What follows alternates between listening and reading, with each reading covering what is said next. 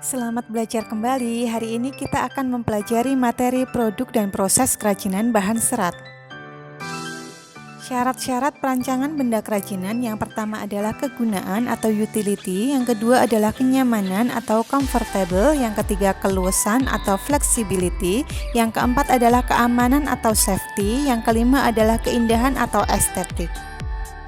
Yang pertama adalah kegunaan atau utility. Benda kerajinan harus mengutamakan nilai praktis, yaitu dapat digunakan sesuai fungsi dan kebutuhan. Contoh, mangkok untuk wadah sayur.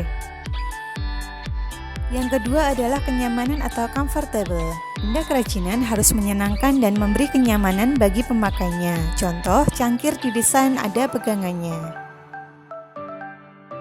Yang ketiga adalah keluasan atau flexibility.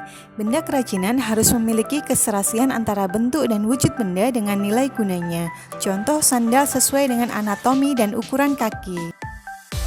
Yang keempat adalah keamanan atau safety.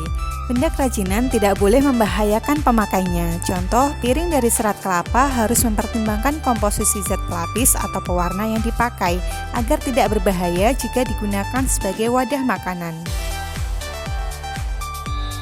Yang kelima adalah keindahan atau estetik.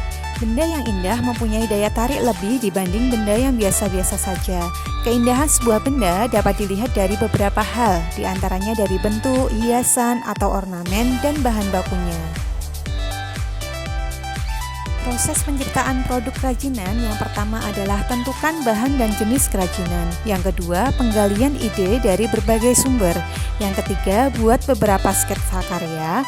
Yang keempat, tentukan sebuah karya terbaik. Yang kelima, kumpulkan bahan dan alat. Yang keenam adalah pembuatan karya kerajinan. Yang ketujuh, evaluasi karya. Dan yang terakhir, yang kedelapan, revisi karya. Contoh bahan serat tumbuhan, yang pertama adalah serat pelepah pisang, yang kedua adalah serat daun pandan, dan yang ketiga adalah serat enceng gondok.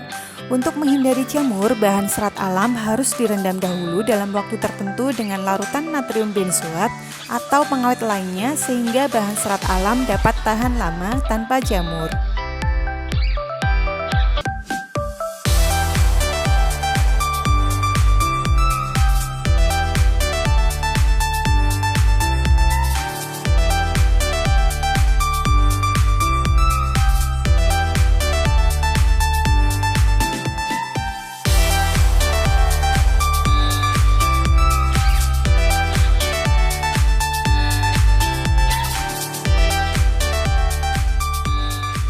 Penyajian sebuah produk kerajinan disebut juga dengan kemasan.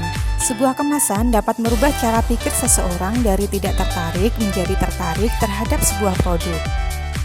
Dilihat dari fungsinya, kemasan memiliki 4 fungsi utama, yaitu yang pertama menjual produk, yang kedua melindungi produk, yang ketiga memudahkan penggunaan produk, dan yang keempat memperindah penampilan produk.